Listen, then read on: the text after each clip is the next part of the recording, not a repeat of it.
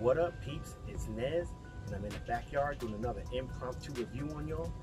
Or should I say, dropping another impromptu review on y'all. This time, what we're going to be doing a review of is the, bam, you're looking at it right here. This is the Adreak, that's A-D-R-E-A-K, 3-burner, flat top griddle with hood, okay? Say that 10 times really fast, right? This is model GG195-G, as you can see it here on the box right there. And obviously you can see what it kind of looks like in front. So enough rambling on about it. Let's just get into this. But hold up, before we get into this, if you wouldn't mind hooking me up with a subscribe, a like to this video, and also share this video so that other people can find out about this content. Now that we got the politics out the way, let's get into this. What I'm going to do is cut into this box, see what we're working with here a little bit. First of all, before we get into the box, I just want to point out that it says there's an important message. Please open the box carefully. Returns will only be accepted in the original package. What that means is that you don't want to just go tearing into this box when you get it, because should something be wrong, hopefully there won't be, should something be wrong and you need to return this, they'll only take it back in the original box. They won't take it back in the generic box. They want the original box with everything that came with it. So if you mess around and shred this box, or you lose, you know, whatever parts, they're not going to refund you your money or give you a replacement or whatever have you. So just keep that in mind. I just wanted to point that out. I noticed that. I know I normally go around the box, but I'm not going to do that. I mean, you get the gist. I like how they put this extra piece up here, so that way if you go crazy with your knife, you don't really cut into anything. Okay, there's another box inside the box. Let's take this out. Okay, this is heavy, so this must actually be the griddle itself, so we'll open that part last. Okay, and it's disassembled, so I'll take it out and take a look at it.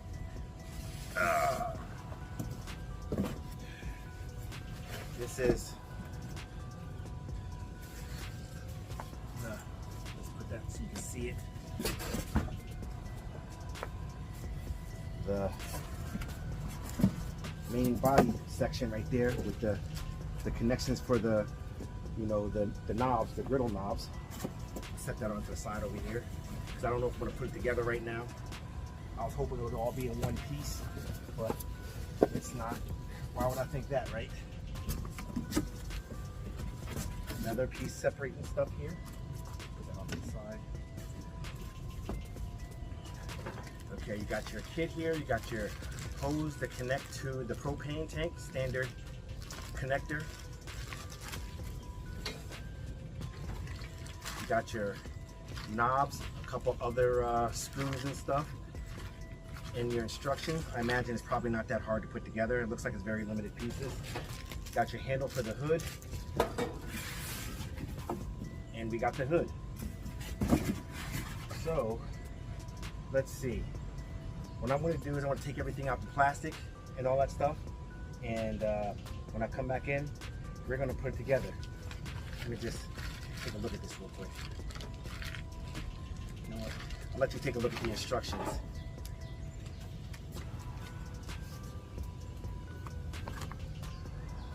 Okay, apparently it's called the plancha gas grill. So, I mean, I'm pretty sure it's like a generic one and a couple different companies use it, but that's the manual. Typical warranty and stuff. You can pause that, read it for yourself. Important stuff, blah, blah, blah. How to operate it, you know how to do that. Works just like a drill, most likely. Okay, here goes your list of parts. So these are all your parts you should have in there. So take note of that. Just want to make sure I focus in so you can see it. Okay, and that's how you put it together. Bong. For anybody who doesn't have the instructions, so that way you can see how it goes. There's no other real instructions inside here that really tell you how to do it inside. Is pretty much just that. that last page down there. So it looks like it's pretty self-explanatory. You know what? Is this something that I could just throw together real quick? You know what? Let me pause this and come back in. I'm gonna grab my screwdriver and see if I can throw this together for you real quick. Let me catch you on the flip. All right, we back in. I got a couple tools, so let's gonna start taking stuff out and fast forward through everything. But before I do that, let me at least let you see what the actual flat top itself looks like. So that part's heavy, so let me just set this up here. Another heavy piece of cardboard there. All right, this bad boy is hefty duty. Let me grab a tape measure.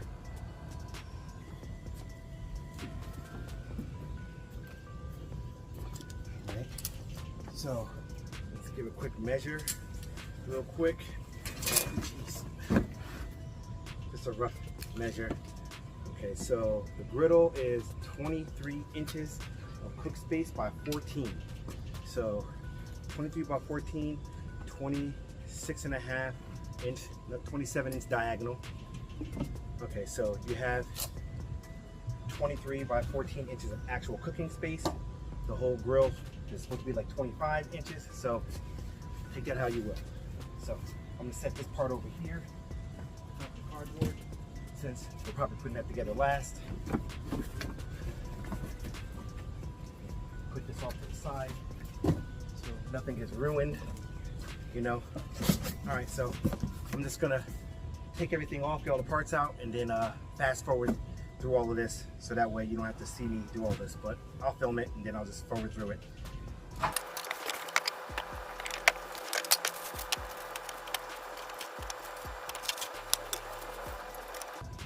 Okay, got everything out. So let's see if I can figure this out real quick by looking at the little bit of limited instructions we have here. Looks like the knobs just slap on real quick. Yep, knobs easy. I'll do the knobs last. Screw it. Okay, so these are legs underneath it too, just so you can adjust the height and stuff, so you can keep it level. That's what these are for. So let's throw that on now. Now I will say that these are kind of thin and they seem kind of flimsy, so take that how you will. I don't know how long they're gonna last, but I mean, and they do screw on pretty tight, so you know, don't overdo it. Okay, legs on.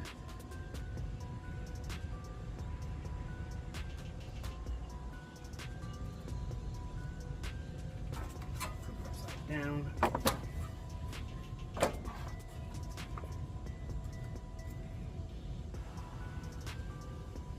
We put the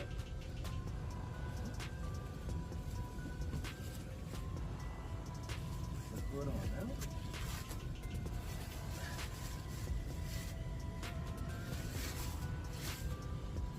It almost feels like a non-stick. I hope it's not non-stick. I hope it's cast iron. We're gonna see. But it kind of feels like it's non-stick a little bit. I wonder if it is. Oh, here's a little spot for the grease trap. Okay. Got your little hole right there. I don't know if you can see it. That's where the grease goes down into.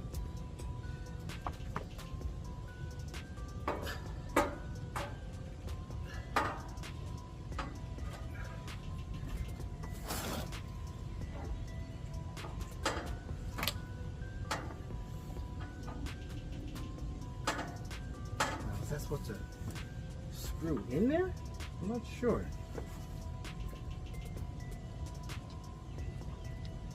But that just literally just sits on. Doesn't really say much.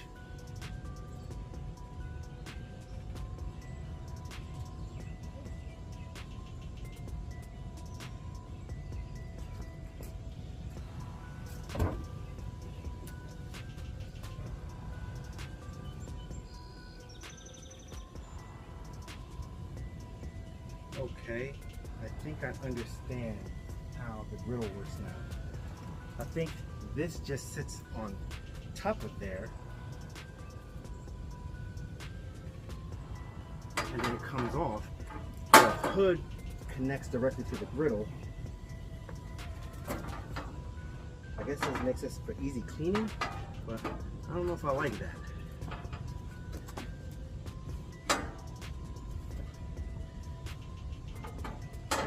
Let's get it all together and see. Right now, I'm looking at it. It's a little wobbly there.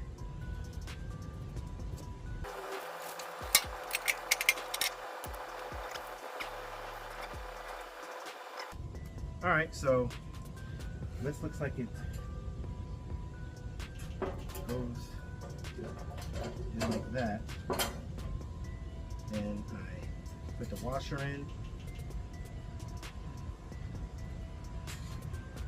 And the nut. So already I'm a little skeptical on how long this is going to last. But we'll see.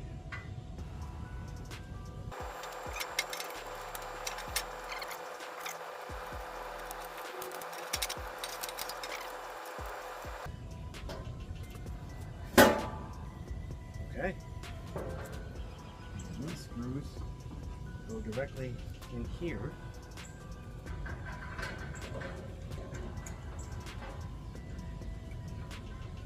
So I really hope that the screws that I use on the side are like reinforced heat resistant screws, because if not, man, they're not gonna last that long because these griddles get hot.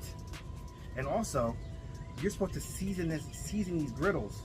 So how am I supposed to season the entire actual griddle part if these screws are in the way on the side? I'll let you see after I put it together so you can actually get a better perspective on what this looks like. Now that I'm thinking about it, I'm thinking that the screw part is supposed to go on the inside here, and the bolt maybe goes on the outside. Let me take it apart, take a look just to make sure.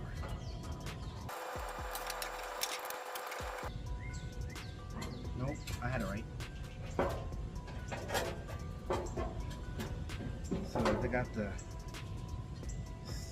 stainless steel bolt on the inside. I don't know how long that's gonna last with the heat situation, but we shall see, I guess.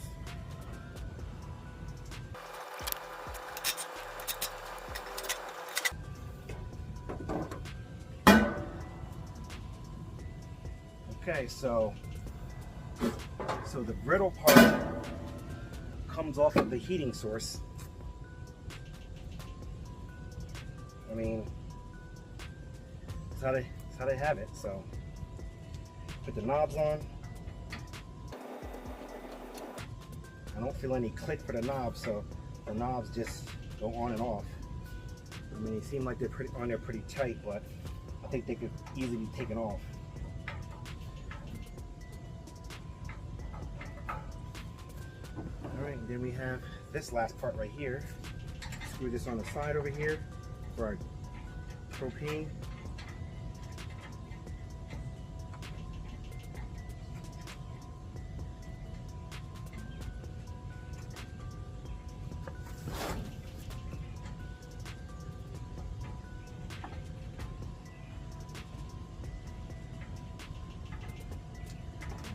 Definitely gonna have to get a screwdriver or a wrench to tighten that, but it's good for now, just so I can show you what she looks like.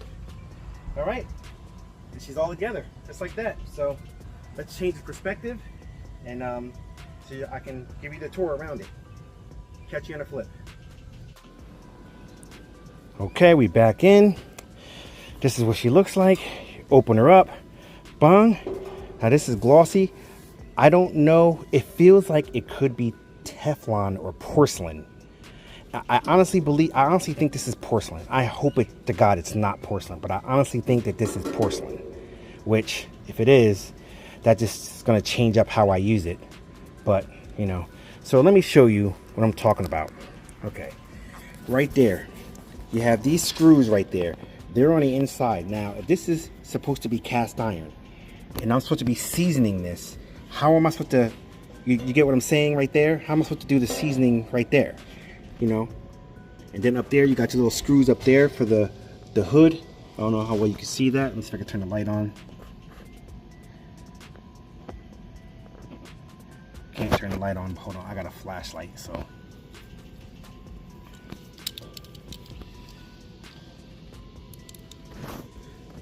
Okay, so right there, that's the screw to this part of the handle and that part of the handle.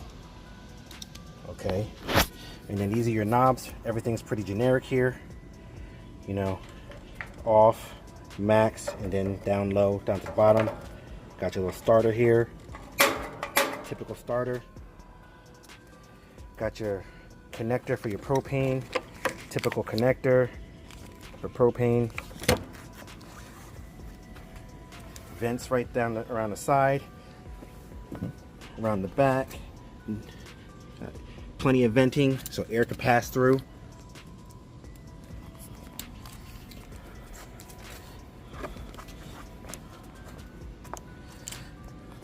So that's what she looks like open, and that's what she looks like closed.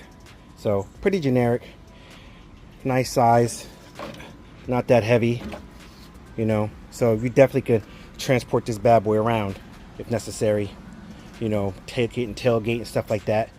So I think that I'm going to be using this pretty sparingly in the interim until I get something better. I mean, you know, I'll try it out and see, and we'll see what we're working with. I mean, like I said, once I get going on it, I hope that's just like some type of enamel that's over it that I get to scrub off when I go and wash this off and everything. Hopefully this comes off and it reveals the cast iron, but it feels like this coating is all over the whole thing. Like I honestly think that it's like a porcelain coating, you know, like some grill grates have that little porcelain coating around to protect the grill grates, you know, from the food or whatever, so the food doesn't stick. I honestly think that that's what that is, and I hope not, because I'm thinking that, because this feels like it's the rolled steel, and that's what I was hoping this was, and I don't think that it is. So I'm gonna try to get more information and try to see exactly what kind of surface this is, and then when I come back in, well, I'm also going to clean it all up and prep it, and when I come back in, I'm going to fire up and cook a little something. I'm not sure exactly what it's going to be, but it's going to be a little something just to test it out. So I will catch it on the flip. You know what? We back in. I just want to do like a quick, you know, I just had to, the curiosity was getting the best of me. I just want to make sure this is working before I invest any real time in this thing. So I got her all hooked up, you know, she's all plugged up. So we're gonna just light her up real quick and make sure she actually works. So let's turn her on. Okay, I hear the gas coming out. Let's click it.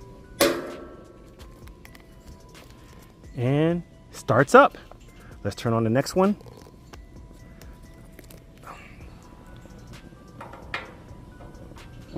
Okay, the other burner lights up. Let's do the third one.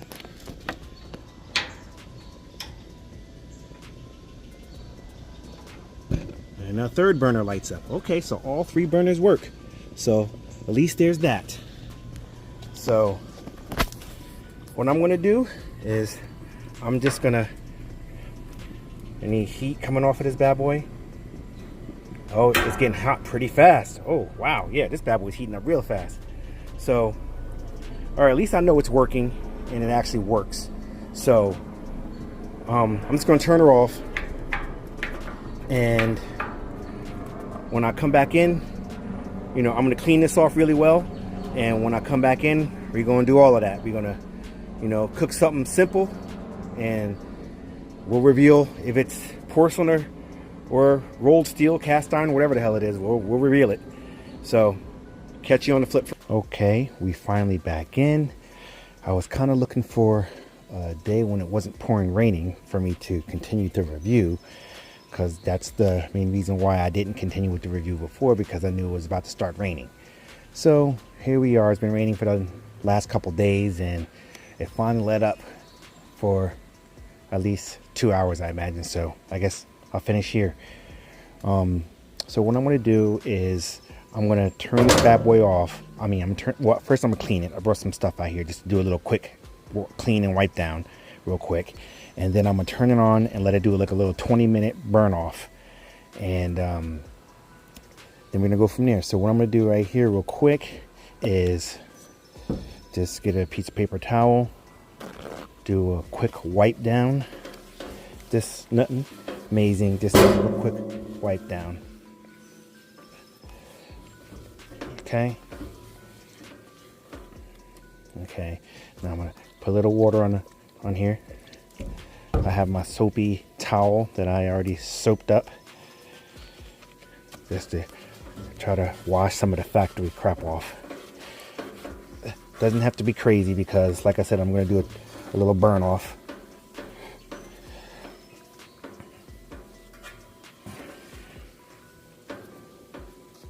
Okay, now that was me pushing over the edge there. On my grill over there, I got a steak on the grill, so that's the sizzling you probably hear in the background. Okay, that's enough right there. And then I'm just gonna try to rinse her off best I can. Hindsight, I should have brought a little squeegee out, but as you see, the water is starting to pool down in there automatically. That's where it's going. So you can see it's draining down.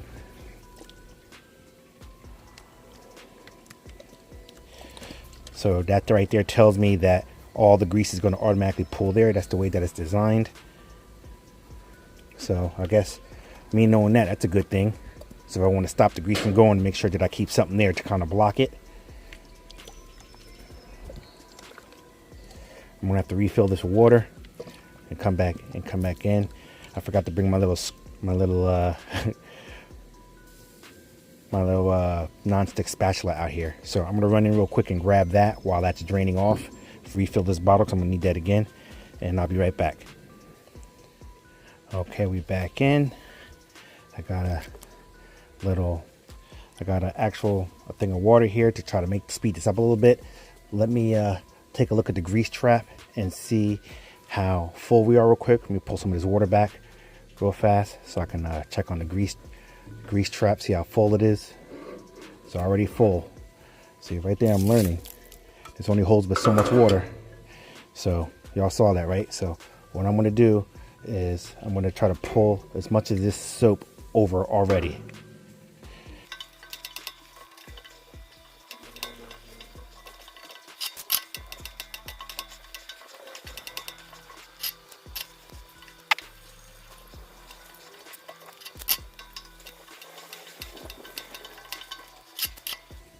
All right, so now that I got most of the water off, what I'm going to do is to take these paper towels and just kind of hand dry a little bit.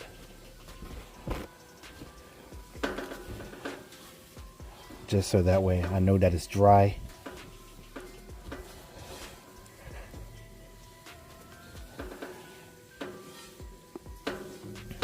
Oh yeah, and just so that way you know, I guess you figured it out just by the utensils that I use, that this is a ceramic top.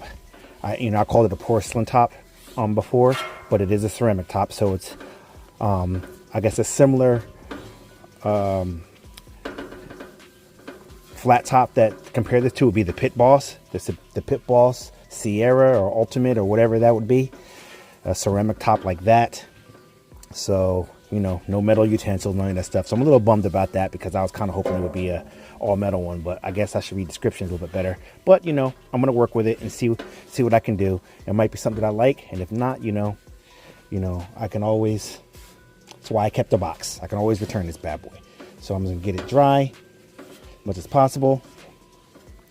So what we're gonna do is we're gonna start this bad boy up. Let's move the stuff out the way because I know how these are on the side. Turn the gas on.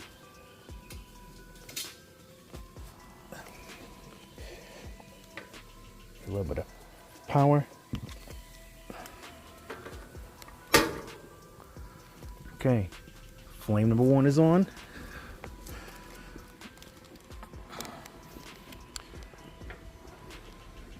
Flame number 2 is on. Flame number 3 is on. Okay, so I'm gonna turn these all the way down, because what I heard from a lot of these ceramic tops when you do your first cook off, not to turn the flames all the way up, because you can warp these things. So I'm gonna just turn it up.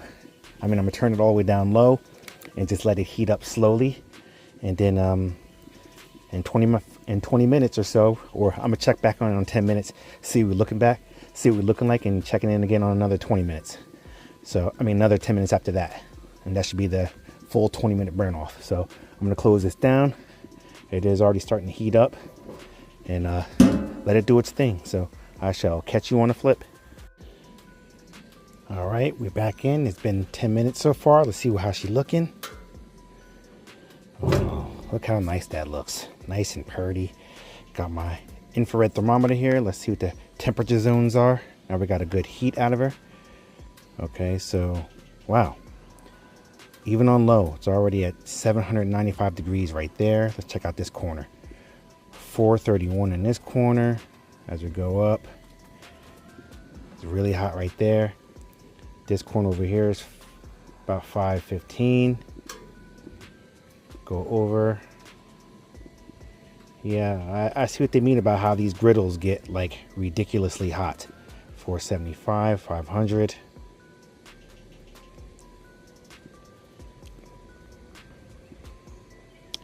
$420, $430.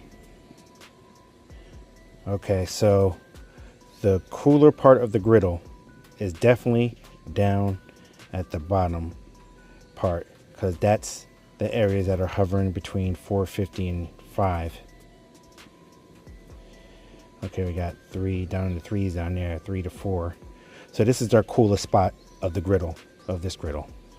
And then as you get up in the middle here, automatically jumps way up to like 600 degrees. So smash burgers are going to be fucking epic on this thing. Look at this crap. Look at this crap. All down low. I'm almost scared to turn it up to the high. I don't need to ever, I probably never need to put this on high. I'm probably going to need to, whenever I cook with this thing, just to keep it on low. Probably turn on only like one, probably just the middle burner. And that'll probably be sufficient enough to heat the whole thing. Because look at that. In the middle, 700 degrees. That's crazy. Crazy. All right, well, I'll let it continue to do what it's do for another 10 minutes. All down low, just so you're seeing everything's down low. I know you can hardly see it, but see the little arrow there is down low. Minimum. So, yeah, what I'm going to do is I'm definitely going to get like a white marker or something like that. Or put something on here, maybe a white piece of tape on the ends of these, so that way it's easier to see. So if anyone else is using this, there's no confusion as to which way to point the dial. But yeah, so between 3 down here in this area down here, 3 something down here, all the way up to 700 in the middle, and then this far corner. So the corners are definitely the coldest, or the coolest, I should say. 500 in this corner right here. So that's a huge range. This corner, like I said, 450. 450 again, almost heading up to 500.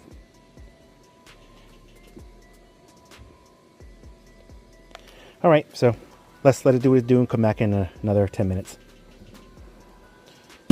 Catch you on a flip. Okay, we're back in. It's been another 10 minutes. And let's check our temps now. Okay. Consistent. So within 10 minutes, you get up to temperature. So that's not too bad. 630 right there. 500 in that corner. Same 450 down here. Bottom middle, 450. Bottom left, 500.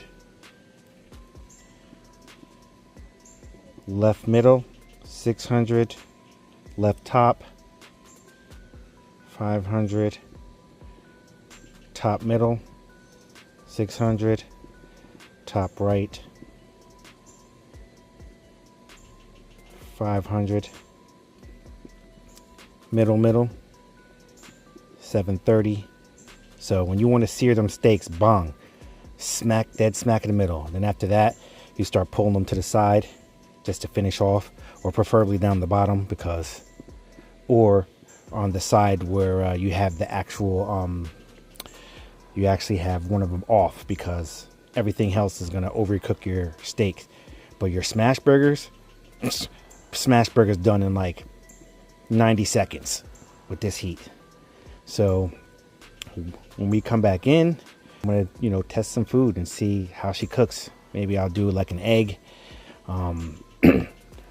Maybe I'll do like some smash burgers, you know, all the typical tests that people like to do. So eggs and smash burgers, I guess, are the two main tests that I see everyone do on these things. So I guess that's what I'll do too. I'll do a regular cracked egg on the surface, and then I'll do a scrambled egg and just see the difference in how they cook on this quote unquote non-stick ceramic surface.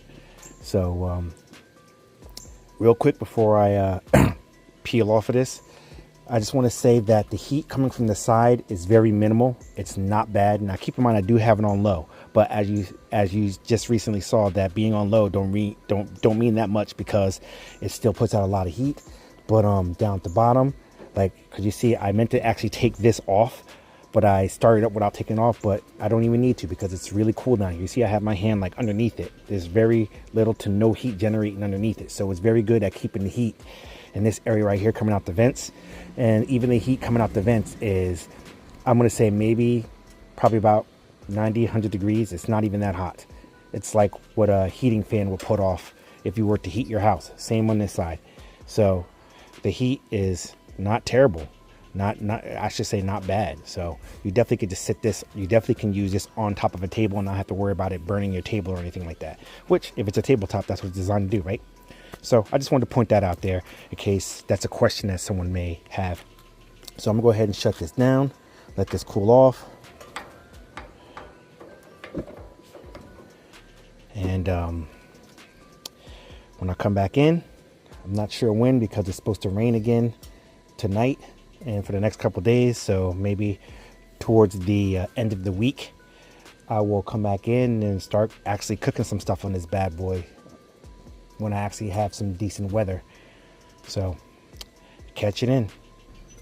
All right, we're back in. Finally got some non-rainy weather. So let's give her a quick little wipe down, just to remove any dust or any particles, even though I had it covered up, but still, I'm gonna be putting food on top of this. So give it a little test. Now, I know I had said that I was gonna do like a test that involves eggs and all this smash burger and all this stuff, but I figured I'll keep it simple this time.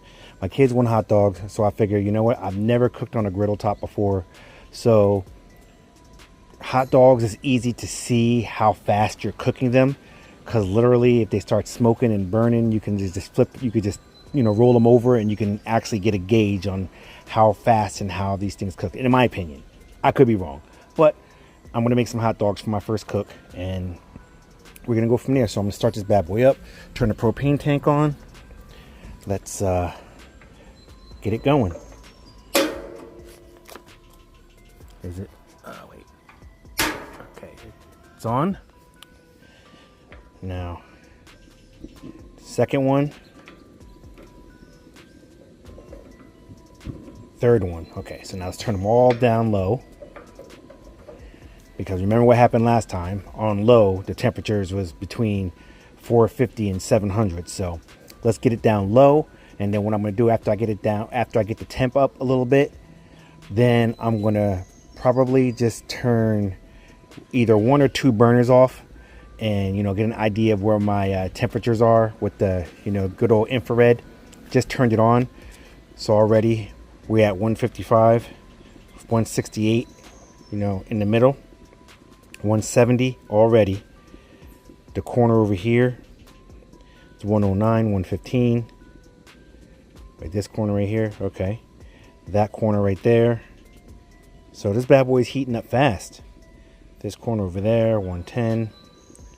This corner right here, 156. Wow.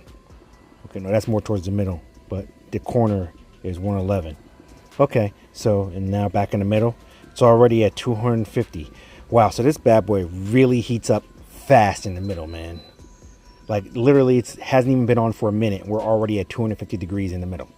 So what I end up probably doing, I'll probably end up turning the middle one off and just let the two side burners carry the heat, and we'll see what happens. So when this heats up fully, we'll come back in and get to cooking. So I'll catch you on the flip. All right, we back in. It's been about 4 or 5 minutes. Let's see what temps we at. Okay, the middle is 530. Damn. The corner over here is 260. This corner over here is 345. This corner over here is 300. This corner right here is 300. Okay. Yeah. So this is by far the hottest part of the grill. 530. So what I'm going to go ahead and do now, since it's heated up enough, I'm just going to go ahead and turn the middle burner off. So that one's off. So I'm going to bring this down and let it kind of, I guess, equal out the temp, I guess. And then we'll see what the temps are and how we're going to cook these hot dogs. I just got an 8-pack of Nathan's hot dogs, you know, nothing special, just Nathan's hot dogs. And then we're gonna, you know, and I got my, you know, silicone coated, you know, tongs. You know, I'm not gonna put any oil down because I've watched plenty of videos from other people, and everyone says that you don't really need oil down for most things. You only need oil down when you're trying to sear things like steaks or like smash burgers, or, you know, cook some, you know, stuff like onions up. You just need a small amount of oil down. And I figure hot dogs, they have plenty of fat in them. So once they start heating up, the fat's going to release. So that should be enough oil, lubrication, whatever you want to call it. So we're just going to go for there. So I'll check back in another minute or two. Okay, back in again. Got the middle burner off for a couple minutes. So now let's do some temps. Okay, middle burner off. The temperature dropped down to 440, 430 something. Okay, so the temp is dropping in the middle, but the side is still up 550 in this side, around 550 also. So I think I'm going to turn off this burner on this side down here, because I already got the two side burners on low and the middle burner off. So now I'm going to turn the right side burner off and see what that does for the temperature. So I guess we'll come back in again. All right, let's see now. Okay, so the side over here is 550 in the middle. In this corner, it's 350 roughly. In the top corner, it's 4 1/4. And then in the middle top, it's 380.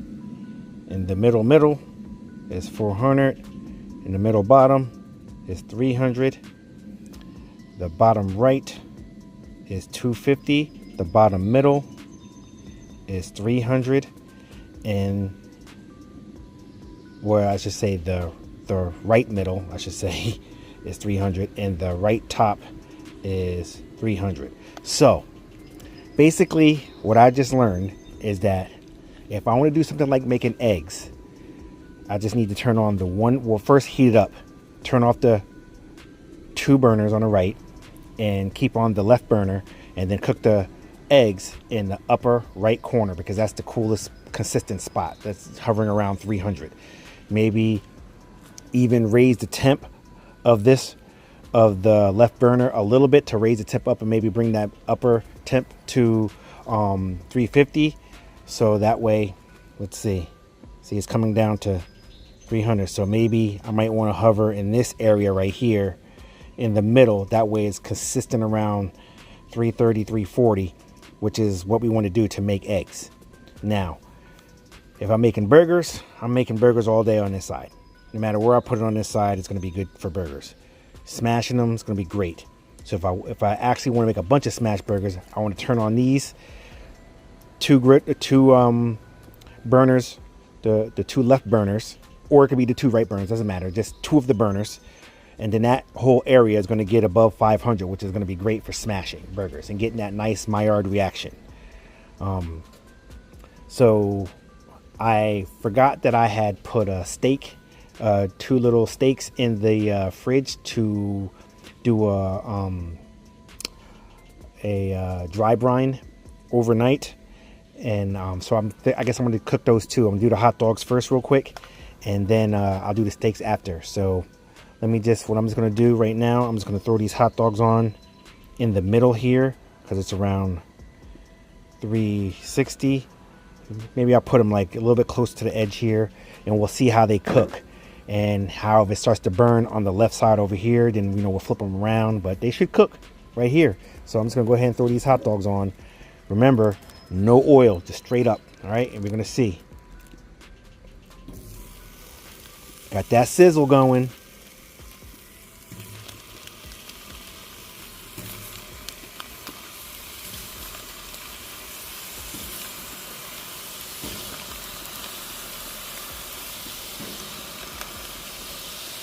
Okay, 8 hot dogs. We're gonna see what we're working with real quick.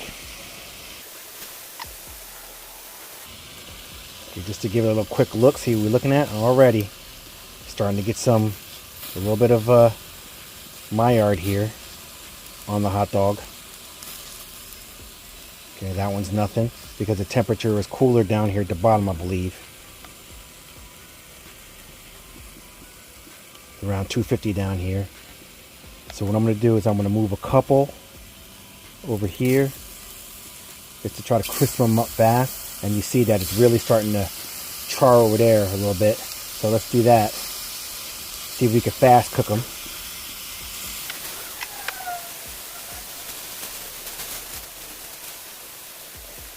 See what the temp is. Temp. Okay, the temp has come down a little bit. Now we've got the cold hot dogs on there, cooling it off. So the temp is down to a respectable temperature here, but still above 350. So that's good. Okay, so I'm learning a little bit.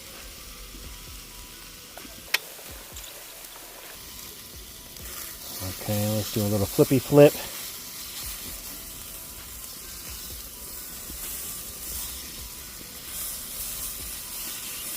All right, look at that. We're actually getting somewhere.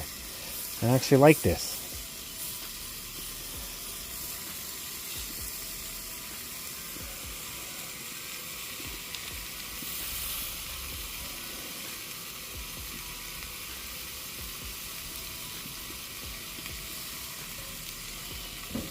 Let's close the hood for a second. Try to keep some of that heat in there just to get it done.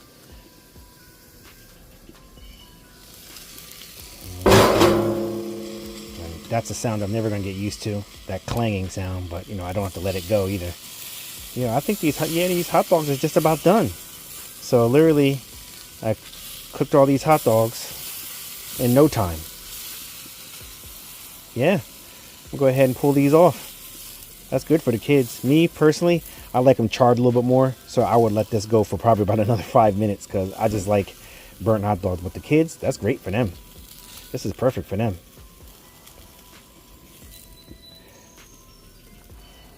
Nice. So got a little hot dog cook in there, and there's still a little bit of oil over there. You got some heat coming off. So what I'm gonna do is I'm gonna close this down, and I'm gonna use that same area, and I'm gonna cook the steaks directly on that. Hey, I know I just cooked hot dogs on there, and I know some people probably say it's sacrilegious or whatever. However, look, waste not, want not. I'm gonna spray a little avocado oil down there and then throw these steaks on the grill. See what we're working with. So I'll catch you on the flip. Okay, we're back in. Got smoky. See what the temperature is looking like. 600 over here. So what I'm going to do is I'm going to spray a little avocado down.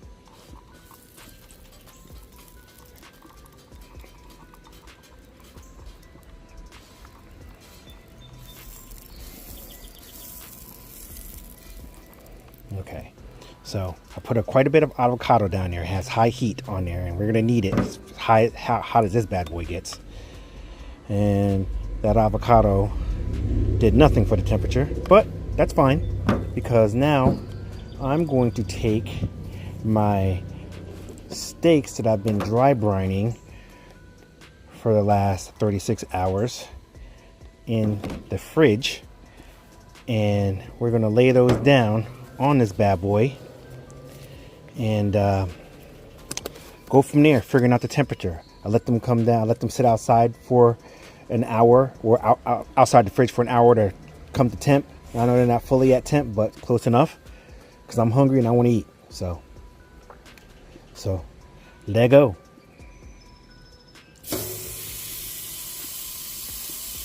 Now I'm not going to press it. I have a press, but I'm not going to put a press down or nothing. Just let these lay flat exactly how they're on there. I'll give it a little light press just so that way all the meat is in contact. But that's it. And then we're going to let that go for about 2 minutes and see what our crust is looking like.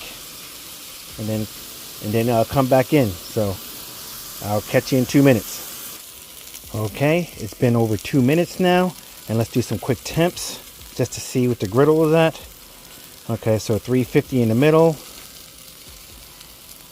almost 400 there. Bottom corner down here, 260. Top is 330. Okay, so I could benefit from the temperature going up a little bit. So what I'm going to do is I'm going to turn the temp up about halfway to max, just to raise the temp, because I'm about to flip the steak over, and I know it's probably going to cool it down a little bit. So let's see what kind of Maillard reaction we got just from that 2 minutes on the griddle so far. See what we got. It picks right up. Okay.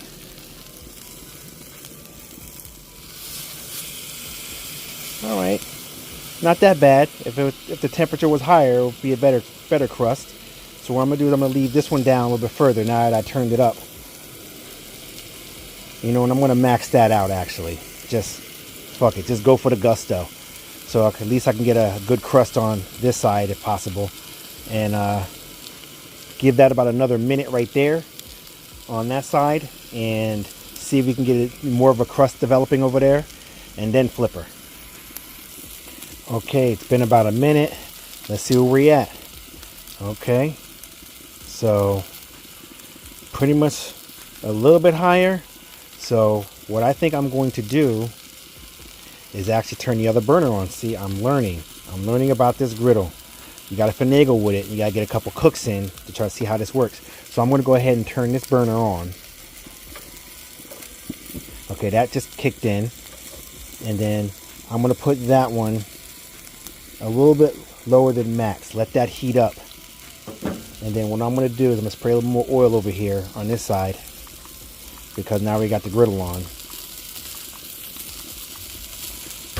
And then what I'm going to do is I'm going to let that come up to temp over there, and then I'm going to flip this one over onto the middle, where I know it's going to get scorching hot just from, you know, how we've been taking temps.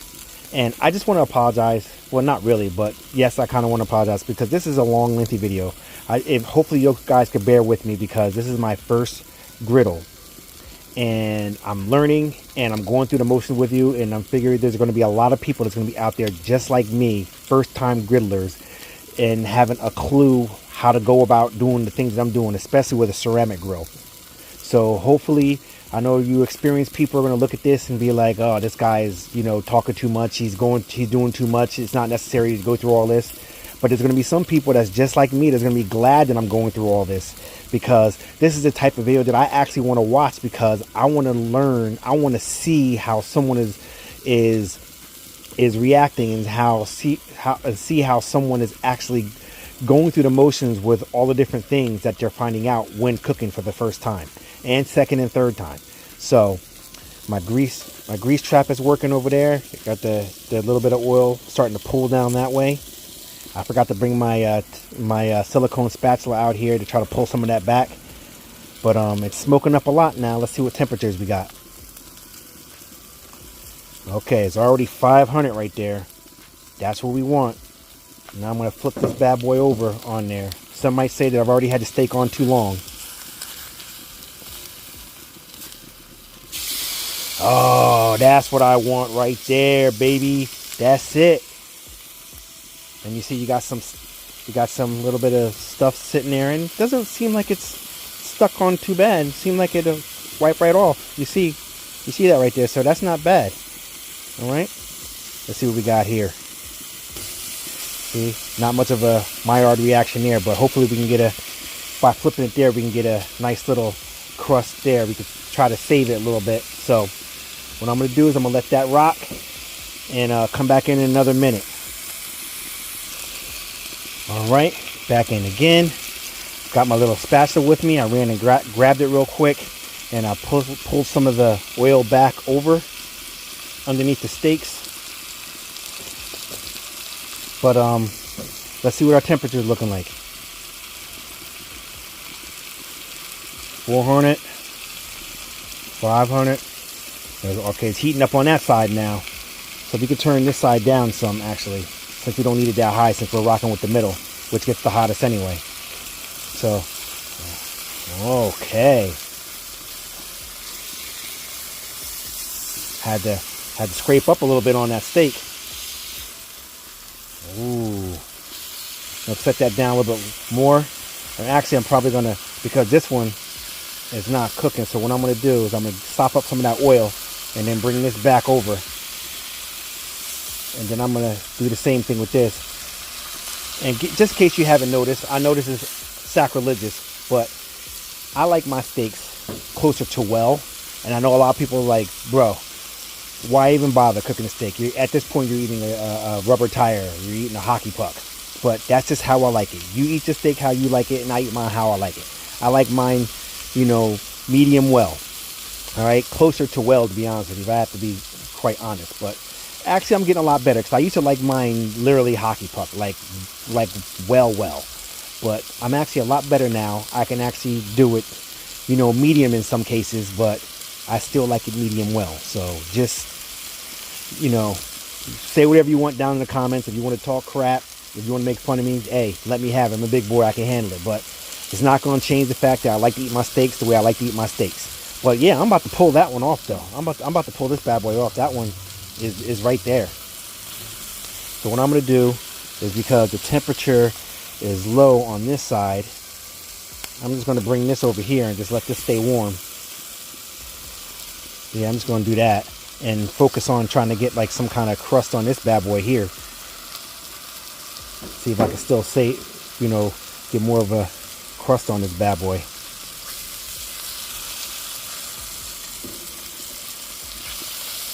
Okay, it's getting there.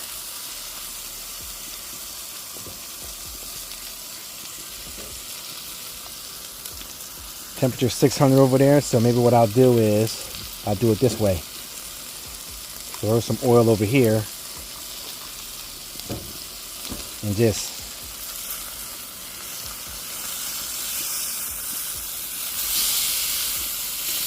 ooh, there we go. We got it. So yeah, I'm gonna let that rock for like 1 minute, then I'm just gonna pull everything off. I'm just gonna let it rock for 1 minute and pull everything off. Matter of fact, I'm turning this burner off because we're done over here. We no longer need that burner, because we're just going to let that rock and just be done. Okay, that's a nice solid minute. Let me press it down so we get some full contact a little bit.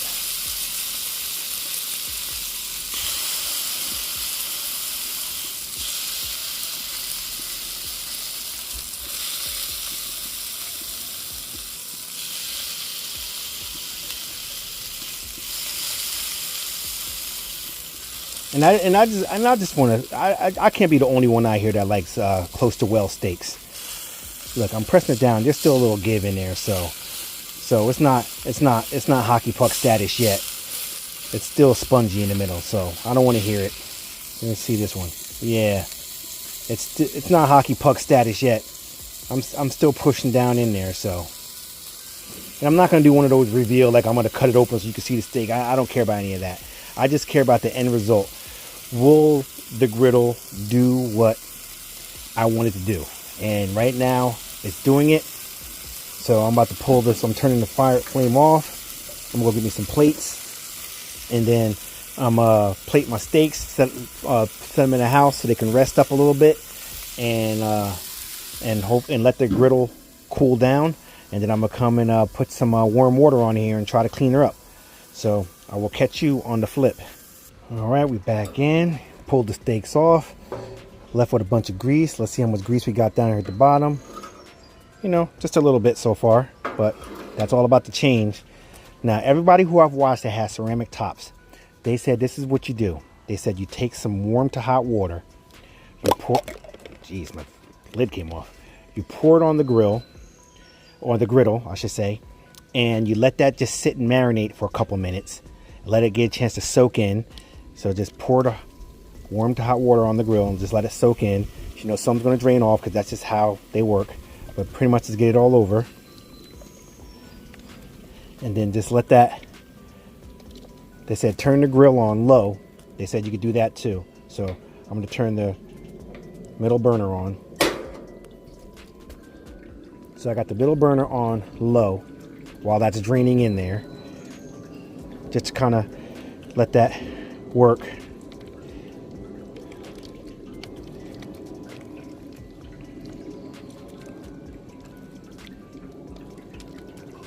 Focus on this area right here. Let that drain off so that way I can pour that out. I got my little bucket over here because I'm over by the pool and I don't want to be just dumping water anywhere.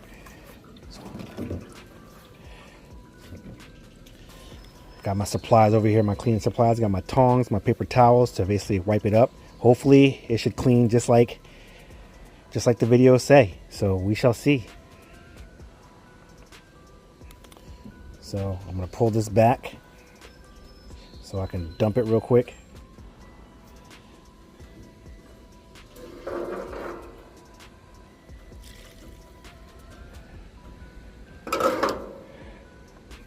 Okay. A little bit more water. I don't want the stuff to stick.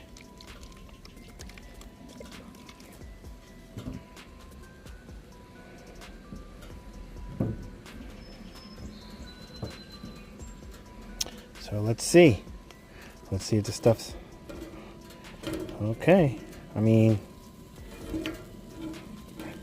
a little bit of crunch action there.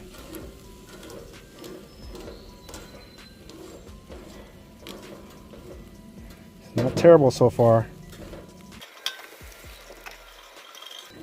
Okay. All right. Okay, it seems like you gotta get a lot of water over here, a lot of fluids over here, and then the stuff will come up. That's what I'm guessing. I mean, I watched this one guy on YouTube, and he said, hey, if you're gonna market non-stick, then it should be non-stick. Nothing should be sticking to it. So I kind of feel like he's right.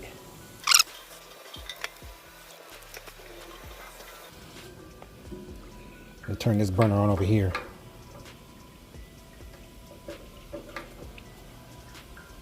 Nope, not yet.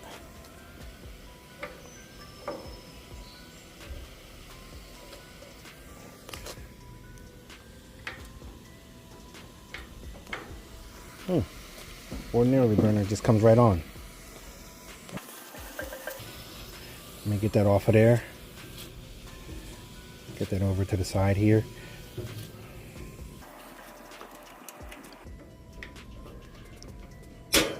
Oh, had to hit the igniter for that one.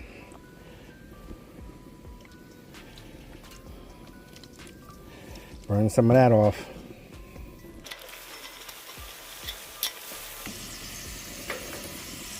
Turn the middle burner off. It's not necessary anymore. This bad boy is just running.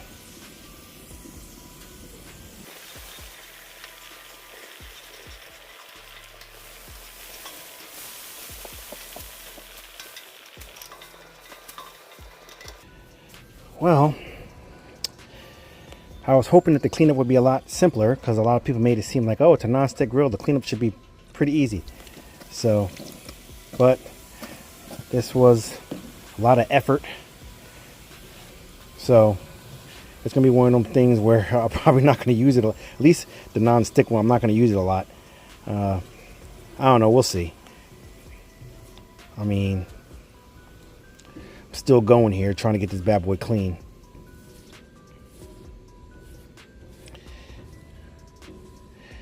Now what I'm going to do, I'm going to get some paper towels. I'm going to wipe it down and see what she actually looks like completely clean. And then we'll inspect it. I mean, you guys are seeing what I'm seeing, right? Already, but you know, I don't want to prejudge. I just want to get it all the way clean and then go from there. So let me do that now that I got all the grease off of here, all the water off of here. And let me do that and I will catch you on the flip. Okay, we back in. You're looking at it. What I will say is that, all right, I'm just gonna keep it a buck. I'm gonna keep it 100. I did have to come back and use a regular Brillo pad, you know, one of the soft, you know, scour sponges, whatever, and I sprayed some more water on there and I scrubbed a little bit to get, you know, put a little bit elbow grease in there. But I have to say, once I did that, everything came up and it's a nice smooth surface. So it is a smooth surface. However, you're looking at what it looks like now. I don't know what that means for the performance of it because it's still smooth. And I mean, both sides feel exactly the same. I don't feel anything protruding as I run my hand over it to make me think that something would stick to it. So at first I was, you know, when I, you know, paused the video before, you heard how I sounded. I was skeptical. That I was literally, in my back of my mind, I was like, yo, I'm about to pack this bad boy up back in the box and I'm about to send it right back to Amazon. But I think after I scrubbed it a little bit and I'm actually feeling the top and I'm feeling how smooth it is, I want to give it another chance. So I think what I'm going to do is I'm going to do the egg test. And what I'm going to do is I'm going to put the egg right here in this section over here, because I want to see if that egg is going to come right up or if it's going to stick there. So I'm not going to use any butter, no oil, nothing. I'm just going to drop an egg right there on that spot the next time. I'm not going to do that today. I'm going to come back in. Got the dogs barking and stuff over here, so you hear how that's going. We're supposed to get some 90-degree weather the next couple days. So one of those days, I'm gonna probably Thursday, I'm gonna come back in and drop the egg on there. Maybe I might do the smash burgers then too. I don't know. We'll see. But I'm at least gonna do the egg just to film that part of the video and see if it's gonna stick.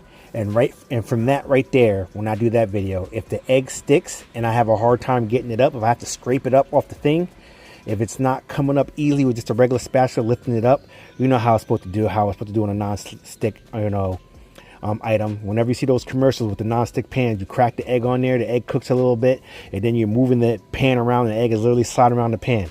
Now, obviously, I don't expect it to do that because you're not picking this thing up with a flame in it, you know, and plus it's too heavy. It's too heavy to just do something like that. However, I do expect to be able to get a regular average spatula underneath it and get that egg up with no issue. So we shall see. So with that, so far I'm giving this a pass, and you know, it did the job. It made the hot dogs, no problem. It made the steaks, no problem. I mean, relatively, it made the steaks, but it did it.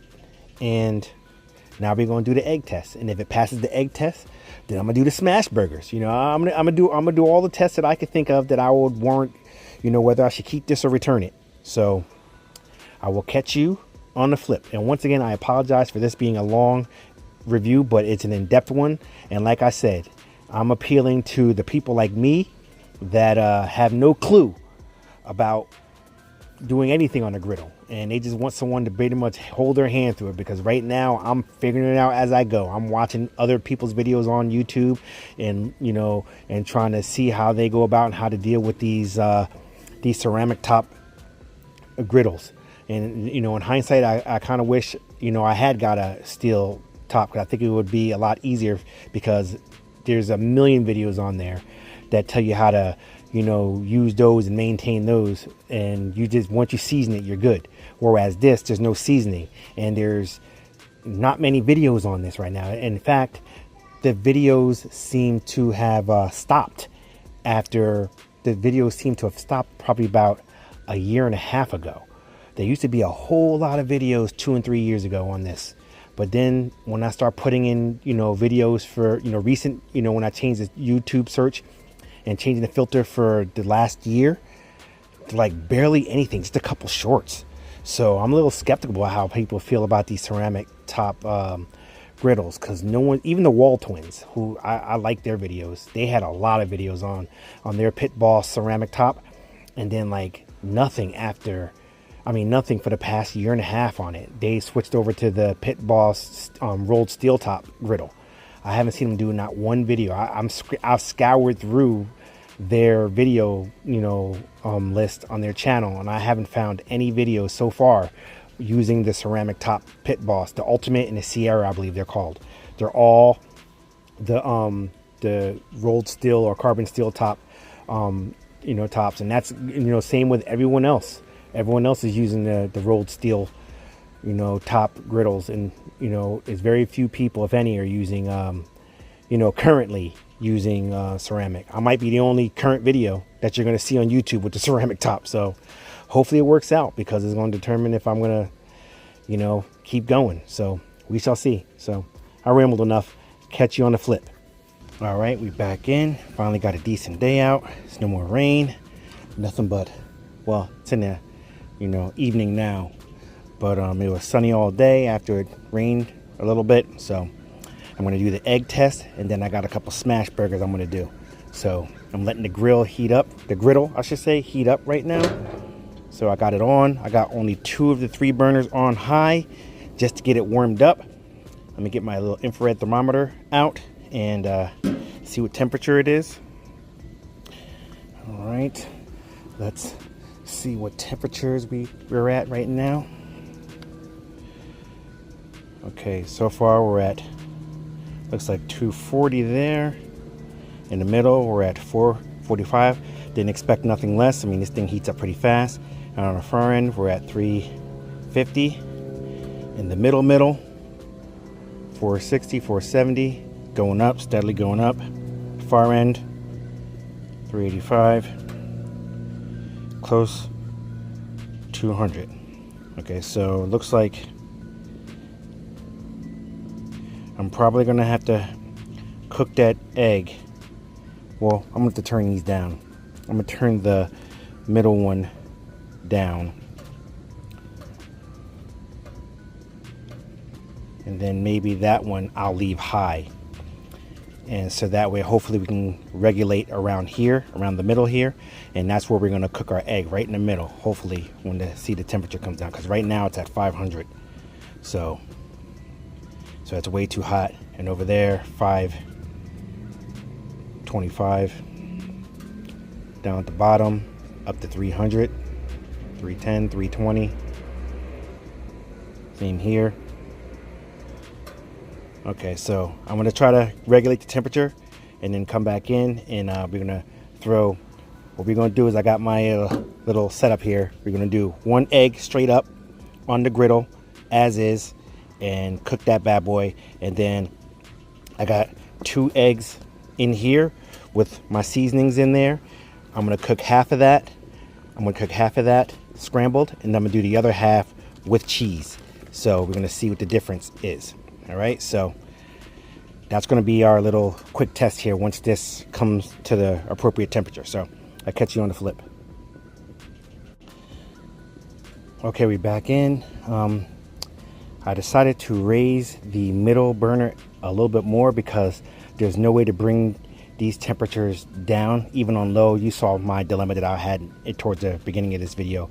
So what I'm doing here is I raise the middle one up a little bit, so that way I could cook on the side where the burner is off, because it's heating it to right where we want it to be. You see, around between 3 and 320, 330 there. That's where we want to be to cook this egg. So we're going to cook on this side right here.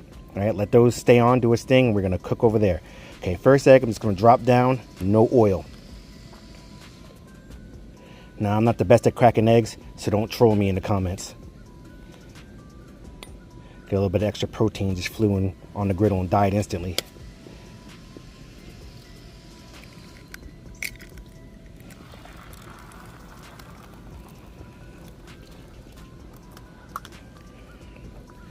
So, needless to say, it's doing its thing. Let that, pull that back. As you see, it's sticking there. I'm gonna let it, this might be because it's over too far and it's a little too hot there. So that was just like, you know, that's one of those things where it is what it is. But you see, I'm able to scrape it up though. So let's see what we're doing here. See if we can get underneath there. Anything? No? Okay, I am feeling some resistance. It is not.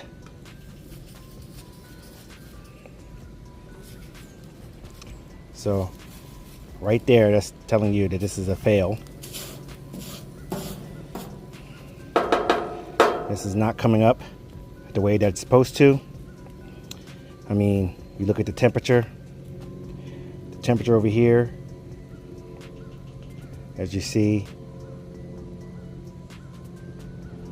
it's in the zone kind of where we want it to be, 300. And I mean, I don't know what to tell you. Like, I mean, I'm scraping with the non-stick spatula, and I mean, the stuff, I mean, it's scraping up. I mean, so at least there's that. But, you know,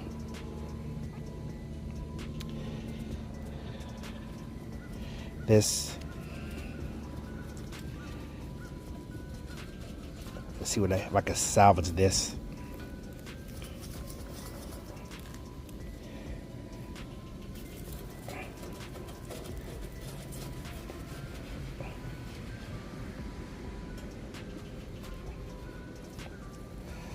So let me get this down on a plate.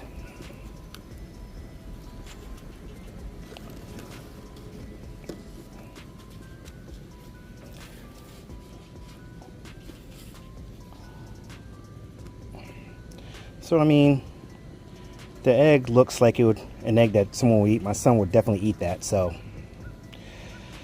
now, so what I'm gonna do is I'm gonna clean this mess up real quick. Then we're gonna come back in and we're gonna do some scrambling. So catch you on the flip. Okay, we back in, we're all cleaned up. But I just want you guys to see real quick. Let me show you what I'm looking at here. If you look at the griddle here, you'll notice that the middle here is kind of dipped in. I don't know how well you can see that, but it's kind of dipped in, and I think that's because the heat generated from the middle burner is so much that it's actually starting to heat up the metal, and it's bending. Like, the side is fine and the middle is warped in, and the other side is fine. It's just the middle. So one of the downsides I'm going to say to this is that there's no real way to regulate the temperature. As you see, that's the issue that I'm having, and that's the reason why the egg cooked the way that it cooked. It just didn't have a fucking chance, pardon my French. So we're gonna hit it with the scrambled egg right now, and I just turned burner back down because I'm noticing like that's warping. Let's see what temperature it's at, and it's still, even though I have it down on low, it's still approaching 600, and that's insane. It shouldn't be. You should be able to regulate it better, and I think that's the downside to any of these kind of griddles that I'm learning, is that there's no real way to regulate the temperature, to keep the temperatures low, which is what you need to cook most things. I mean, if all you were cooking on here is like burgers and steaks, you know, and maybe some thick chicken, I would say, yeah, that's great, because you want to get that sear. You want to, you know, you need those high temperatures to get that really good sear on them, and then the temperature of the meat that you're putting on there is going to bring the temperature down. But for like something like eggs, there's literally not enough volume in there to bring the temperature down. So literally it just congeals so fast, and then it burns to the griddle, like as you saw with what I did. And we're going to see it again, because I'm about to throw this other egg on here. Let me just mix them up and then go for test number 2. Okay, we're back in test number 2. This time I am going to put some avocado oil down here. Got my eggs all mixed up. I'm only going to do half of this because in the other half I'm going to add cheese to it. We're going to see how that reacts. So I'm going to spray some avocado oil down here. So hopefully it'll make it a little bit better. All right, so get these gnats away. I don't need any more protein. I'm good. Okay, temperature 330-ish. So let's go. Okay, that's a little bit better. That's kind of what we want to happen. Let's keep the eggs in here. You know, maybe I should have used some oil down when I did the egg straight up. Maybe that would have been better. But I feel like it shouldn't be that big of a deal to make some eggs. You know what I'm saying? So I'm gonna let that cook a little bit, and then I'm telling you, man, these gnats are out right now.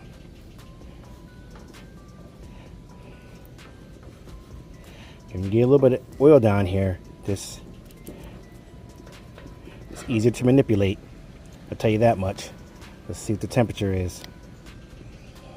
Okay, see, now the temperature has come down, but you see it's smoking over there because that bad boy is hot. I'm gonna have to turn this off for now, that middle one off for now, because I feel like I'm gonna completely melt the middle. This is crazy.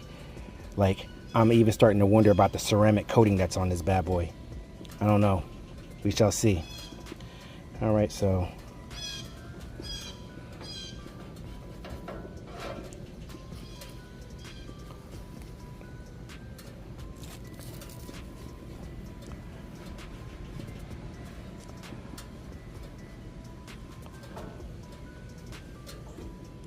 see if I can get underneath it good enough to...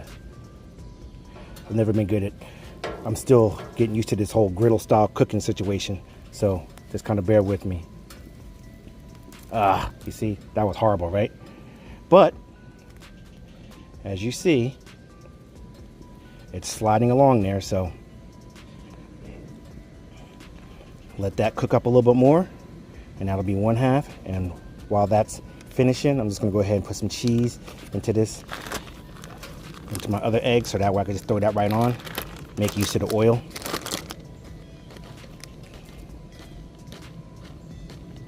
I like my eggs cheesy. So we're gonna see, because there's gonna be a lot of cheese in there. Give that another couple seconds, and then that should be done. Got a good mix over there. Okay, I think that's where we want to be. Easy to flip. Okay, so when you got some oil down there, this bad boy works. I mean, as you see. I mean, obviously on a griddle, you fold those over. Got yourself a little mini omelet there. So that's what we did here. That's what we got there. Bring it over here. Spray a little bit of oil, more oil down.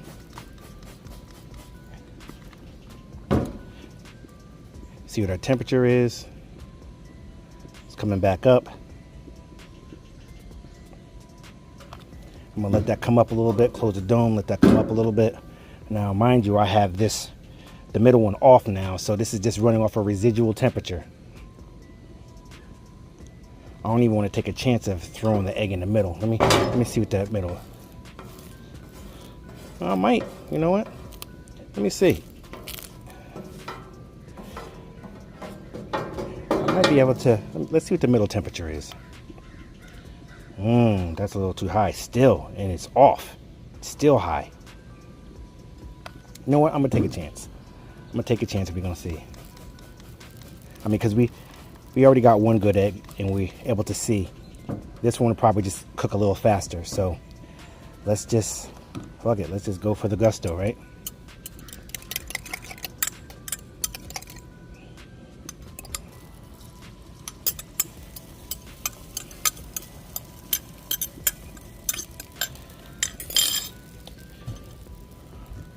Start moving it around so that way it stays contained.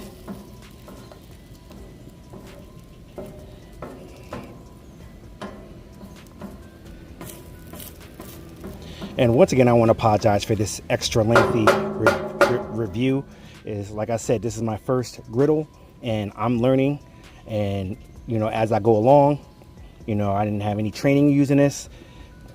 What can I say? This video is not for everybody, so I will keep apologizing. And but hopefully there's people out there like me that's watching this and is able to benefit from what I'm going through and learn how I'm learning. So I'm just going to go ahead and flip that over. Look at that. Keep that in.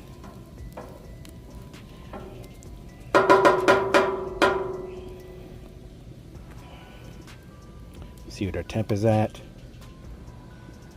Okay, the egg kind of regulated the temperature a little bit. See what it is on this side. Still 450. I have a feeling I have to end up flipping it over that way, so I'm just gonna go ahead and spray oil over there. But as you see, look, as you can see, I don't know if you can see, the oil is kind of running towards the middle there. I'm gonna spray some on this side too, so that way you can see. See, the oil is kind of running towards the middle there. All the oil should be running this way, okay, towards the exit. But the oil is kind of running towards the middle. That's because it got so hot that it literally, the middle sunk in a little bit.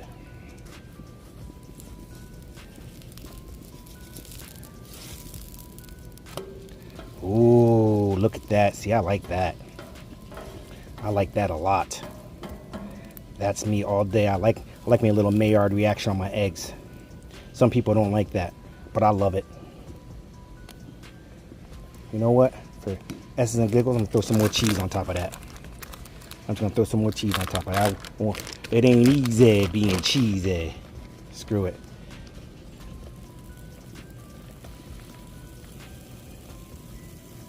Might as well just see what the cheese situation is gonna be like.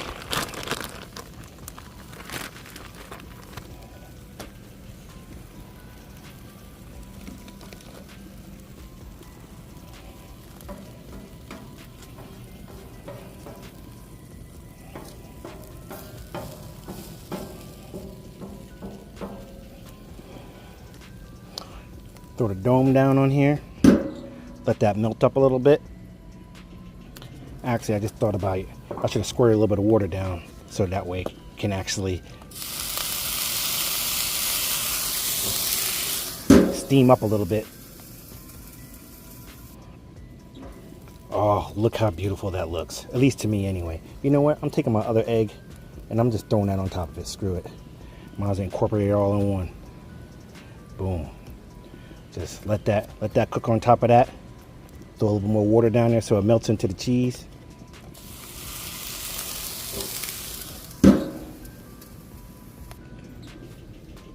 Oh, look how beautiful that is. At least to me. I know some people are looking at that like, what are you looking at? But I couldn't have made a better egg for myself. Let me just tell you. Oh, and I also want to tell you something. I got this off of Amazon literally for like, I think it was like $4 for a 2-pack of these teak wooden spatulas that are good for scraping, you know, on the non-stick surfaces. So that way you don't have to use metal to scrape stuff up. And let me tell you, this thing actually worked. I'll drop the link to these in the description down below also, so you can see. It was mad cheap and they are effective. So I'm gonna go ahead and pull this. Oh yeah, look, it's like sliding around. So needless to say, what I've learned is that on this surface, if you're gonna cook delicate things, because at first I was gonna say there's no way I would make breakfast on this, but now I can honestly say that if you use a lot of oil, then yes, use a lot of oil, keep your temperatures on low and just keep an eye on it and be fast about it. But I believe you could honestly do breakfast on this. Now I believe it. Before I didn't believe that you could. I was, after that first egg, I was like, there's no way you're doing breakfast on this bad boy. I didn't think it was possible because it just, like, it was cooking too fast, stuff was burning, your pancakes would be freaking ridiculous. I mean, it was going to be a lot. So let me set this to the side. I have limited space over here. I have to get me another side table here. So let me spray a little water now. Get stuff down in there.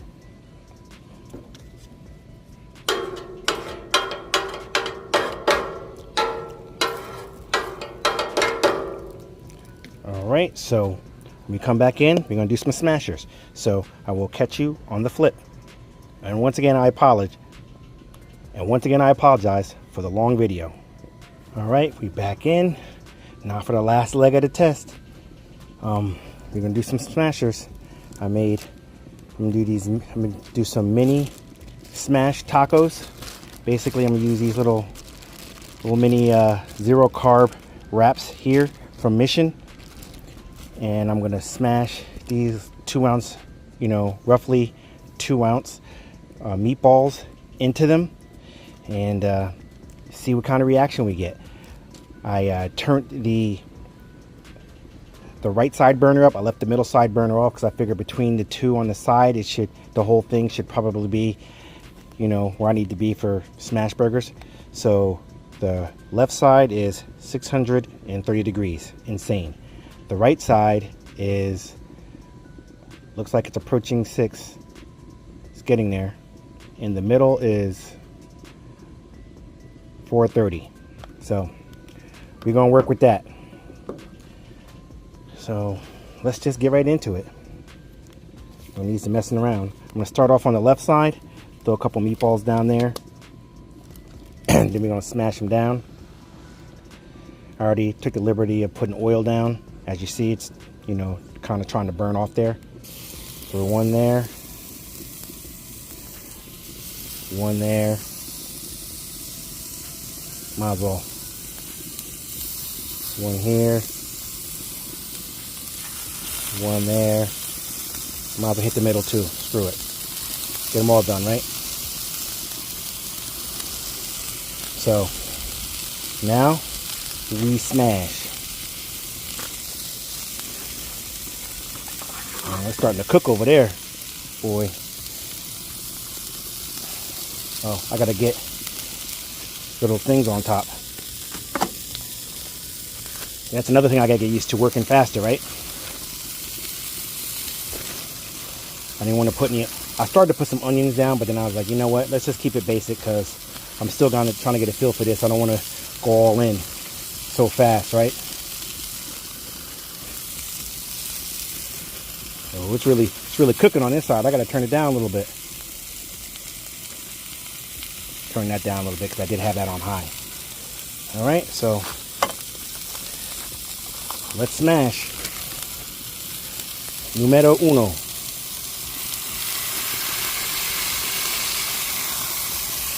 I don't want to smash them too big. Or maybe I do. I don't know. All right, that's the first smash.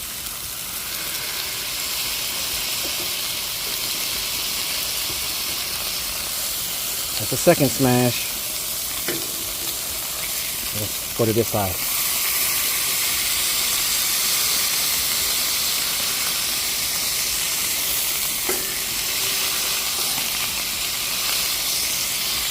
Third.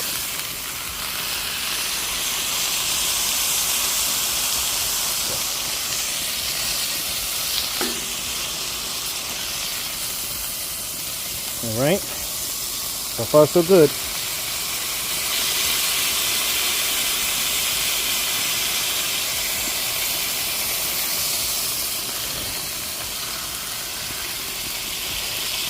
And you could probably tell already, this is my first time doing smash burgers, for the simple fact that I now remember that, from watching other people, that usually when people hold down smash burgers, they usually hold them in contact for about 10 seconds. But I didn't do that. So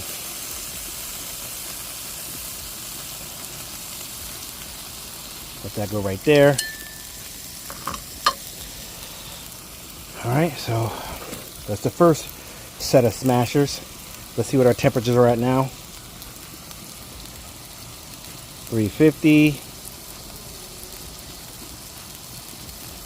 So the temps did come down.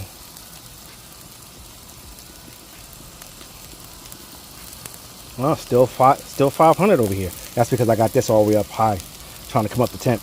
But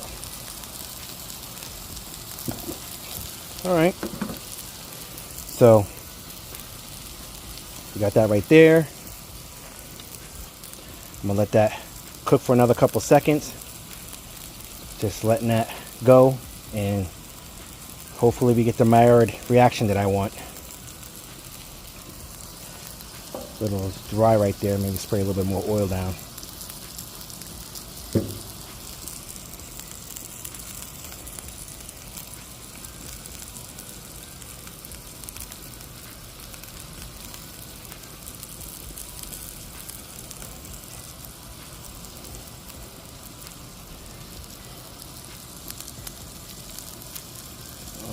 Okay,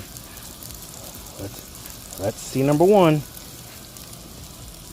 Already got some crispy bits stuck there.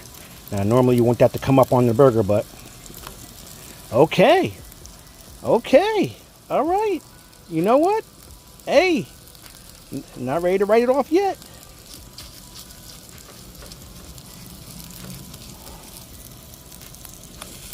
All right. See now, had I been better at smashing them down with the full contact, I see that the way that it's the Maillard, you see the Maillard reaction on it, is you can see that I had more contact on this side versus that side. And same here. So, you know, I'm learning. Let's come over here. Oh, really good Maillard over there. I'm gonna have to pull these off soon. Okay, not so much there, but you know. And I imagine that the middle one's probably not that good of a Maillard. Oh, see, it didn't even stick in the middle, really. See, I can slide it around, so I know there's no Maillard on there.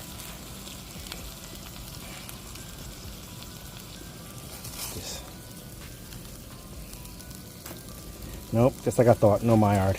That could be for my wife and my son, because my son thinks everything is burnt. He won't eat it. So, all right, so what we're gonna do is throw a little bit of cheese down there. In hindsight, maybe I should have already opened this up.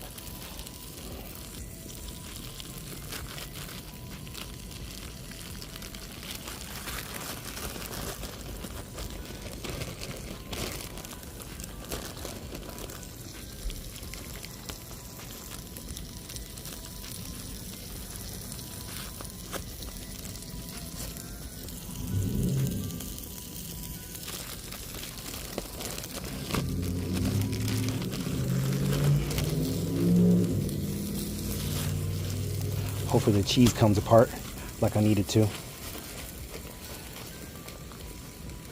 I know sometimes when you buy deli sliced cheese, it doesn't necessarily come off like you want it to.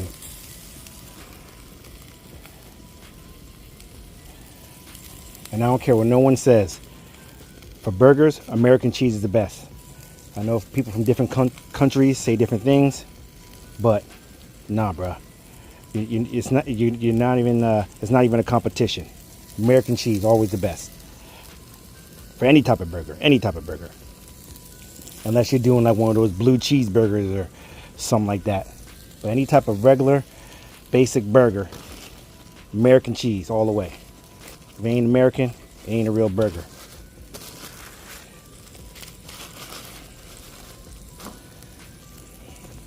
Okay, what I'm gonna do is I'm gonna spray a little bit of water down.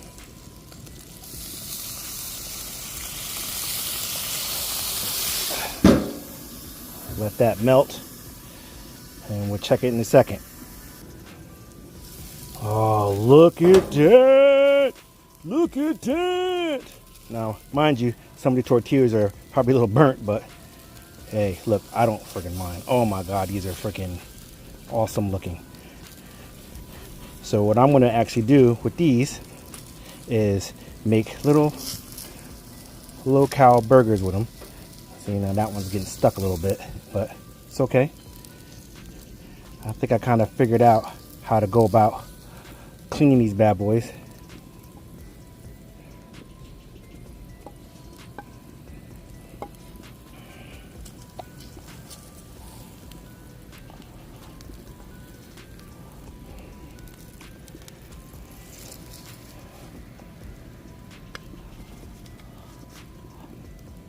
Okay, so what we need to actually do,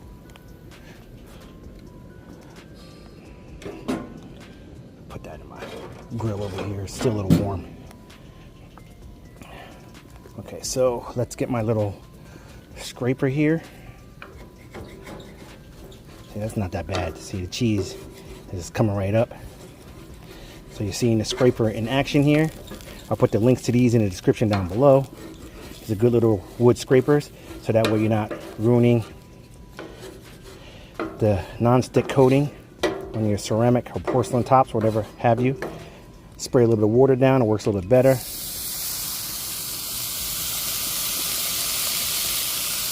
Put the hood down, let the water get in there. Now that the water worked a little bit, I'm going to go ahead and take this off. That comes right off. I'm just going to throw that down there, out of the way.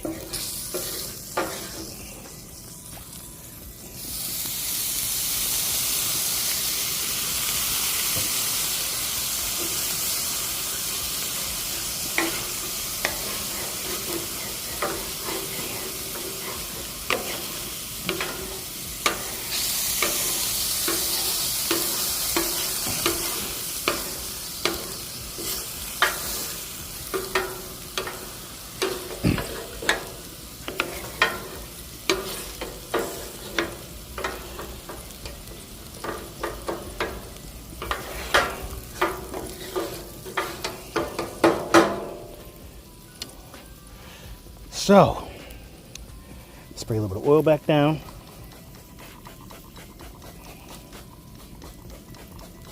Let that do what it does. So I cook the rest of those, but I'll give you my little brief analysis of what I have here.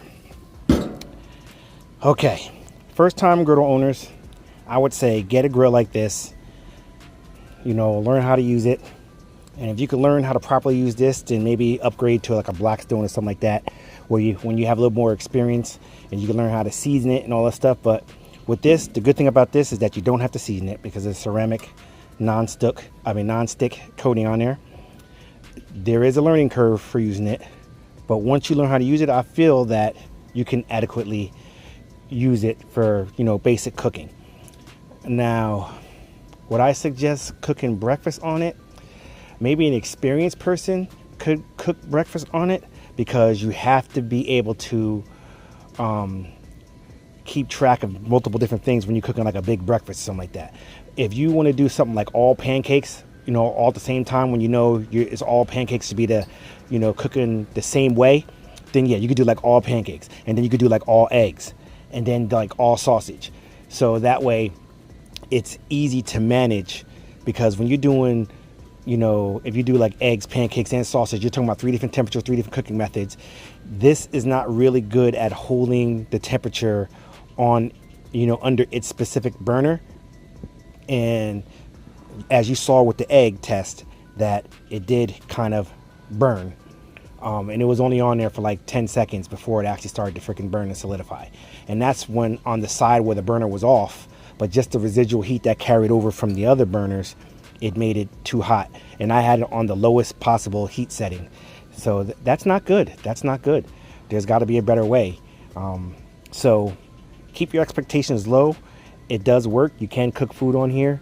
I say this will be better for an additional cook surface, like when you know you're cooking a bunch of burgers or steaks or something like that.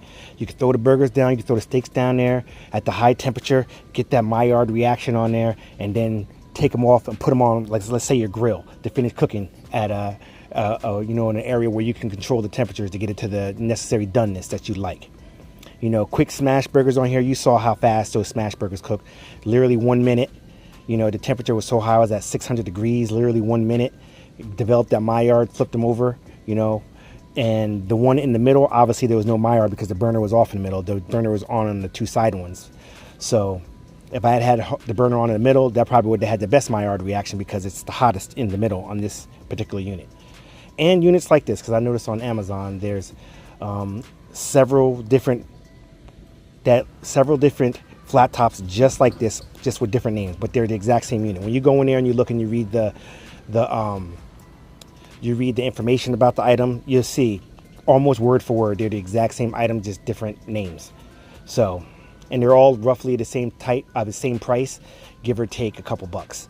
So just know that even though the title of it said stainless steel cooktop, yes, it probably is stainless steel, but it's underneath the ceramic coating. So just know that this is a ceramic coated cooktop, you know, over top of stainless steel. So just know that. So similar to like a pit boss or something like that. So, hey, like I said, I apologize for the long drawn out review, but I had to do it so that way people know what they're getting into, because there's no reviews on these things on the internet anywhere. And it's probably for a reason, because people start using it and realize that it's not, you know, the typical Blackstone or type griddle that they thought it was, and they start cooking on it and things start sticking and they don't really, you know how to work it and use it, and they just give up on it and they're like, you know what, I'm not wasting my time. And they probably just go on Amazon. It's easier just to go in there and give a less than, you know, a 1 or 2 star review, specifically that reason. Because when you get down into the 1 or 2 star reviews on Amazon, you start seeing the same comments that people are talking about, how the non-stick surface, it's, you know, food constantly stuck to it, you know, or something similar to that. So like I said, you just got to know how to work it. I'm still not great at it, but this is like my first time, and you're seeing how I fared with it. So hopefully there's a lot of noobs out there like me that could benefit from this video. And because I would apply this to any, you know, griddle with a non-stick, you know, surface. So just like the pit boss that, you know, everyone, you know, you look online, the pit boss is $600. So you're paying $600 for a non-stick surface just to not like it, you know. So I don't hate it, but I don't love it either. So like I said, it has its purpose, and I think its purpose is just to quickly sear some steaks, make some couple quick smash burgers, call it a day. So with that being said, I'm Nez, and this has been a long drawn out review. I'm sorry if I made a bunch of people upset talking about stuff that's probably unnecessarily for the information that they need. But this is how I do reviews. There's plenty of other people, or I should say really there's no one else that's doing a review on this. So you could just, if you don't like how long and winded my review is, put it in the comments, tell me you hate it, hit me up, put a thumbs down, let me know. I mean, it's not going to change anything, but hey, voice your frustration. I'm cool with it. You know, that's what's good, the beauty of this country while it still exists, that people could do stuff like that. There's other countries where you can't. So I don't want to get political. I'm just going to end off this video. I'll put the links for this down in the description down below. I'll also put the links for this bad boy down there also. And I'll also throw this down there too. Oh, and my little press that I use also, my little foldable compact burger press. I'll throw that down there too. So with that being said, I'm Nez. I don't even know what the name of this griddle is. The generic 3-burner 48,000 BTU ceramic coated stainless steel griddle. Like I said before, links to everything's down in the description down below. I would still recommend copying that. And I'm out this piece. Okay, we got a bonus cook. This is just extra. This isn't part of the test. I got some leftover fries from a Mexican restaurant we went to last night. Meximoto, if you're in the New Jersey area, specifically Central Jersey. It's in Metuchen, really good food. But we're gonna just bring these back to life. Oh, the chicken tender was in there too. Didn't even notice that. Thought it was just fries. Oh, just gonna bring these back to life a little bit. Get a little crisp on them. 2 fries fell. Let's see if we can get that to fall down. Oh, man down. It fell to the back. This little critters can have a little something today. I lost another one. Spray a little oil on them.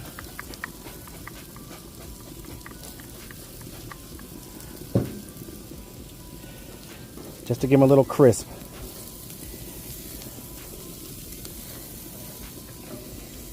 Doesn't got to be perfect. So this is also something you can use this griddle for. you know, leftovers.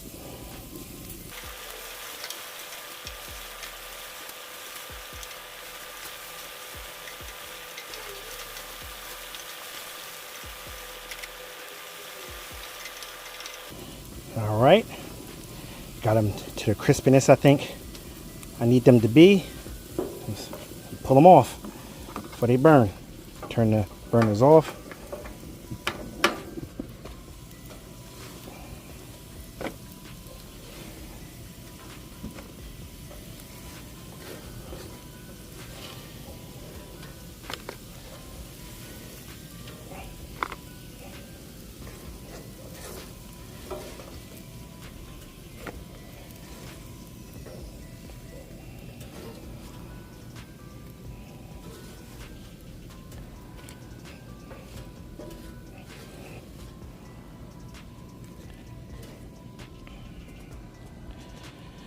All right,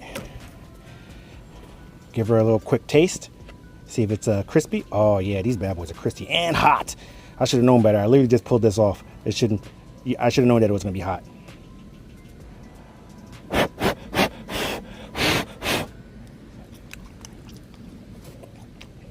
Oh yeah, oh yeah. So there you go. There's an extra use for you. So links will be in the description. And I'm out this piece.